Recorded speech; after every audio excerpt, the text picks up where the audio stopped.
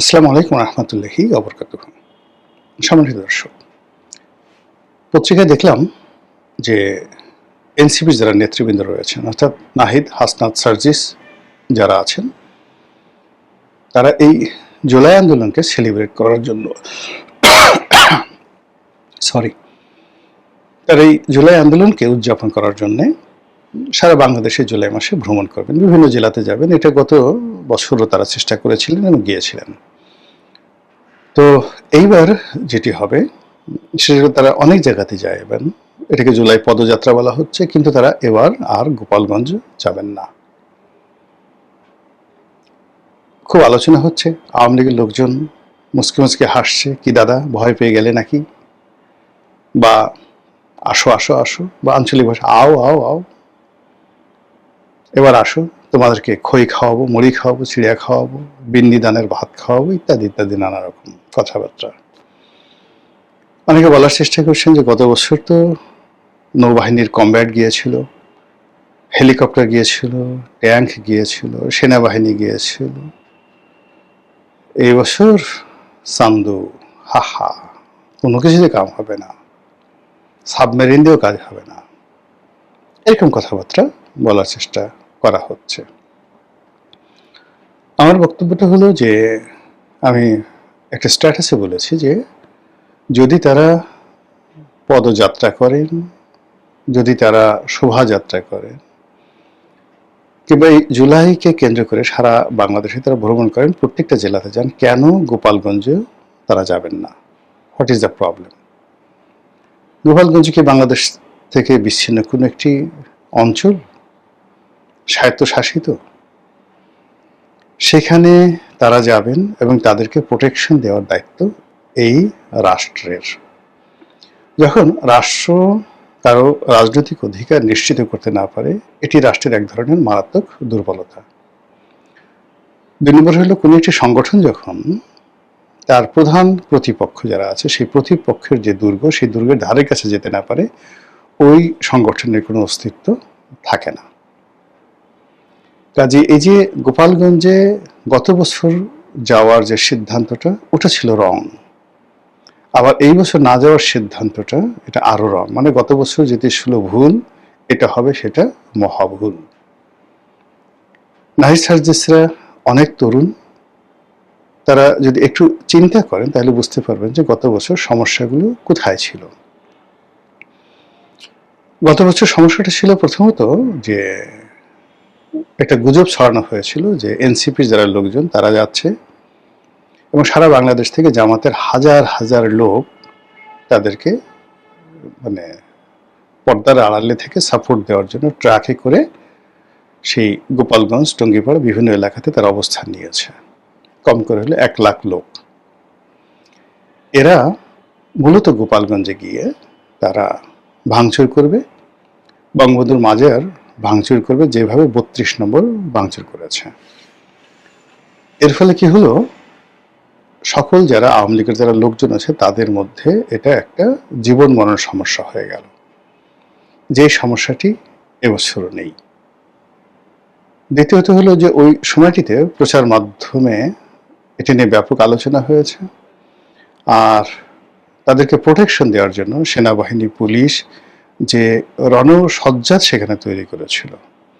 তো এরকম যখন খুব সিরিয়াস মোডে কোনো কিছু চলে যায়, তখন আসলে সেখানে অঘটন ঘটবেই, অঘটন ঘটবে। শেখ হাসিনার যে পতন হলো, সে যদি জরুরি অবস্থা এভাবে জারি না করতেন, সে যদি পুরো বিষয়টি পুলিশ দিয়ে নিয়ন্ত্রণ করার চেষ্টা করতেন, তিনি যদি সেনাবাহিনীর হাতে কর্তৃত্ব এভাবে না দিতেন, তাহলে হয়তো ভিন্ন ইতিহাস হতে পারত, ভিন্ন ইতিহাস হতে পারত। আবার পুলিশ বা অন্যান্য যে সকল তার যে ফোর্স ছিল, তারা যদি কঠোর না হতেন, গোলাগুলি না করতেন, একের পর এক যাকে বলা হয় যে হত্যাকাণ্ড, সেটা যদি না ঘটত, এখন সেটা যেই করেছে না কেন, যত কথাই বলেন না কেন, সরকারের পক্ষ থেকে তো একটা ঘটনা ঘটানো হয়েছে, একাধিক ঘটনা ঘটানো হয়েছে, নির্মম ঘটনা ঘটানো হয়েছে। তো এইগুলো যদি না ঘটতো, তাহলে হয়তো এরকম জুলাই আগস্টের বিপ্লবের যে দিনক্ষণ 5 তারিখে যে ঘটনাগুলো ঘটেছে, এটি নাও ঘটতে পারত। তো সেক্ষেত্রে গত বছর যে জুলাই মাসে গোপালগঞ্জের যে ট্র্যাজেডিগুলো ঘটেছে, ওইরকম একটা ট্র্যাজেডি ঘটানোর জন্য আসলে ঘোষণা দিয়ে কোথাও কোথাও মারামারি হয় না, এটা অলনে ছাড়েন। তো এইভাবে ঘোষণা দিয়ে ঢাকা শহরে যেভাবে বঙ্গবন্ধু এভিনিউতে আওয়ামী লীগের অফিস তছনছ করা হয়েছে, যেভাবে সুধা সদন তছনছ করা হয়েছে, যেভাবে ৩ নম্বর সড়কে আওয়ামী লীগের যে সভানেত্রী অফিস তছনছ করা হয়েছে, সারা বাংলাদেশে আওয়ামী লীগের অফিস বাড়ি ঘর পোড়ানো হয়েছে, যেভাবে ৩২ নম্বর ভাঙচুর করা হয়েছে, এরপর বঙ্গবন্ধুর যে মাজার, এটাকে নিয়ে আওয়ামী লীগের যে কোনো লোকের মধ্যে একটা জিদ চলে এসেছিল। এখন এবছর কিন্তু সেটা নেই। এবছর সেটা নেই, এই কারণ হল এবছর আওয়ামী লীগ অনেকটা লিবারেল হয়ে গেছে। এবং গত বছর গোপালগঞ্জে যে সেনাবাহিনীর কমব্যাট অপারেশন, সেই অপারেশনে আওয়ামী লীগের বহু মানুষ মারাত্মকভাবে ক্ষতিগ্রস্ত হয়েছেন, বহু মানুষ জেলে গেছেন, হয়তো কেউ ছাড়া পেয়েছেন, অনেকে ছাড়া পাননি। তো সব মিলিয়ে ঠিক ওইরকম যে আবার একটা প্রতিরোধ গড়ে তুলবে, আবার একটা আন্দোলনের ডাক দেবে, আবার জাগো বাহে কণ্ঠে সবাই, এটা হয় না দ্বিতীয়বার। মানে প্রত্যেকটা জিনিসই ইতিহাসে একবার ঘটে, দ্বিতীয়বার ঘটে না। ফলে ওই সময়টাতে গোপালগঞ্জবাসী যে কাজগুলো করেছেন সেটা এই বছর তারা চেষ্টা করলেও করতে পারবেন না। ২ নম্বর হলো যে এখন সেনাবাহিনী হয়তো গত বছরের মতো এভাবে প্রোটেকশন দেবে না। কারণ হলো এখন ডক্টর মোহাম্মদ ইউনূস নেই, এনসিপিরও সে আগের রমরমা অবস্থা নেই। আর এনসিপির যারা নেতৃবৃন্দ রয়েছেন তাদের মধ্যে কেউ কেউ এখন সংসদ সদস্য হয়েছেন, তাদের দায়িত্ব বেড়েছে, কর্তব্যবোধ বেড়েছে, তাদের সেই জিহাদি জোশ কমেছে, তারা অনেকটা দায়িত্ববান হয়ে পড়েছেন। রিজনেবলি তারা এখন চেষ্টা করছেন two B a national leader, একজন জাতীয় নেতা হওয়ার চেষ্টা করছেন। তো সেক্ষেত্রে আপনি দেখবেন যে এদের অনেকের ভাষা অনেকটা মার্জিত। কিন্তু এই যে তারা যে স্বপ্ন দেখছে, সেই স্বপ্নের মধ্যে যে সন্দেহগুলো রয়ে গেছে, ১ নম্বর সন্দেহ তারা জামাতের বি টিম, ২ নম্বর সন্দেহ যে তারা জামাত ছাড়া, জামাতের সাহায্য ছাড়া, জামাতের প্রোটোকল ছাড়া সারা বাংলাদেশে কোথাও যেতে পারবে না। সংসদের ভিতরে বাইরে তারা জামাতের দয়ায় বেঁচে আছে, জামাত জাস্ট তাদেরকে যাকে বলা হয় ব্যবহার করছে। জামাত চেষ্টা করেছিল তাদেরকে বিএনপির মধ্যে ঢুকাতে, ব্যর্থ হয়ে তারা নিজেরাই নিজেদের সন্তানকে কোলে করে নিয়েছে। এবং গত নির্বাচনের আগে তারা কৃত্রিমভাবে জামাতের সঙ্গে অনেক দ্বন্দ্ব হয়েছে, সংঘাত হয়েছে, ঝগড়াঝাঁটি হয়েছে, যেন বিএনপি কনফিউজড হয়ে যায়। তারপরে অন্যান্য ইসলামিক যে দলগুলো তারা কনফিউজড হয়ে যায়, কনফিউজড হয়ে তারা যেন সেই এনসিপিকে কোলে তুলে নেয়। কিন্তু সেই কৌশলটি, সেটা জামাতের হোক এনসিপির হোক, সেটা ফ্লপ করেছে।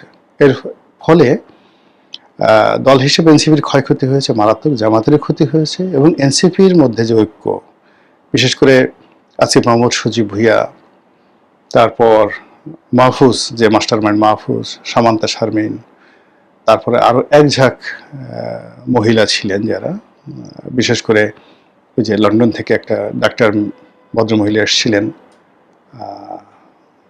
আরেকজন ডাক্তার আছেন টেলিভিশনে টকশো করেন আর কি। তো ওনারা সবাই এই জামাতের সাথে সম্পৃক্ততা হওয়ার কারণে তারা অনেকে চলে গেছেন, ইনক্লুডিং নীলা ইব্রাহিম সহ। তো এই অবস্থাতে এখন এনসিপি আবার নতুন করে রিঅর্গানাইজ হচ্ছে। তারা ডক্টর মোহাম্মদ ইউনূসের জন্মদিন পালন করেছে, সেখানে ডক্টর মোহাম্মদ ইউনূস নেচেছেন, এনসিপির যারা নেতৃবৃন্দ তারা সেখানে গিয়েছেন। তারপরে তারা আগামী 10 বছরের মধ্যে রাষ্ট্র ক্ষমতা লাভ করার জন্য যত কাজকর্ম করা দরকার সেভাবে করছেন। বিএনপির অনেক নেতাকর্মী তাদের দলে যোগদান করছে, ইত্যাদি ইত্যাদি কর্মকাণ্ডগুলো ঘটছে। এবং তারা যারা নেতৃবৃন্দ, বোঝা যাচ্ছে যে এই মুহূর্তে তাদের আসলে কোনো ফাইন্যান্সিয়াল কোনো সমস্যা নেই। একটি দল পরিচালনা করার জন্য যে অর্থ, বিত্ত, যা কিছু দরকার, কোত্থেকে যেন তারা সেই টাকাগুলো পাচ্ছে। এবং তাদের যে সকল মিত্র, গুপ্ত মিত্র ছিল সেই আন্দোলনকালীন সময় বা আন্দোলন পূর্বকালীন সময়, প্রায় সবাই এখন আবার প্রকাশ্যে এসে তাদের সঙ্গে যোগ দিয়েছেন। এবং ডক্টর মোহাম্মদ ইউনূস এবং তারা সবাই মনে করছে যে না, এনসিপিকে শক্তিশালী করা ছাড়া এই বাংলার মাটিতে তাদের কোনো অস্তিত্ব নাই। তো এই যে এনসিপি, তাদেরকে বাঁচতে হবে, তাদেরকে সারভাইভ করতে হবে, তাদের অস্তিত্ব বজায় রাখতে হবে, আরো অনেক কিছু, এবং সেই কাজগুলো করার জন্য সারা বাংলাদেশকে তারা ওন করবে, এটি স্বাভাবিক।